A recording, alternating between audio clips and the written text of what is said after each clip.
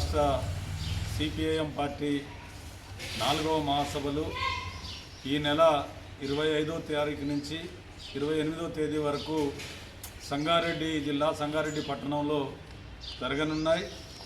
ఈ మహాసభలు ప్రధానంగా గత 3 ఏళ్లుగా సిపిఎం పార్టీ తెలంగాణ రాష్ట్రంలో ప్రజా సమస్యల మీద పోరాడి సాధించినటువంటి విజయాలు, ప్రజలు ఎదుర్కొంటున్నటువంటి సమస్యలు, రాబోయే 3 సంవత్సరాలకు మరి ప్రజా సమస్యల పరిష్కారానికి తగు విధమైనటువంటి రాజకీయ నిర్మాణ అంశాలు చర్చించుకొని ప్రజా సమస్యల పరిష్కారం కోసం భవిష్యత్తులో చేయబోయేటువంటి పోరాటాలకు రూపకల్పన చేసుకోవడానికి ఈ మహాసభలు జరుగుతున్నాయి.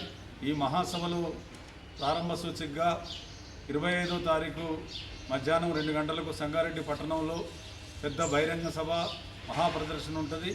ఈ బహిరంగ సభ లోపల సిపిఎం పొలిట్ బ్యూరో సభ్యురాలు బృందా కరత్ గారు, మరొక పొలిట్ బ్యూరో సభ్యులు తెలంగాణ రాష్ట్ర పార్టీ నిర్మాణ బాధ్యులు వివి రాఘవులు గారు, రాష్ట్ర కార్యదర్శి తమ్మినేని వీరభద్రం గారు, అదేవిధంగా సంగారెడ్డి జిల్లా కార్మికోద్యమ నేత, రాష్ట్ర కార్మికోద్యమ నేత చుక్కా రామయ్య గారు, చుక్కా రాములు గారు తదితర రాష్ట్ర నాయకత్వం అంతా ఈ బహిరంగ సభలో పాల్గొంటారు. వేలాదిగా పార్టీ శ్రేణులు పాల్గొంటాయి.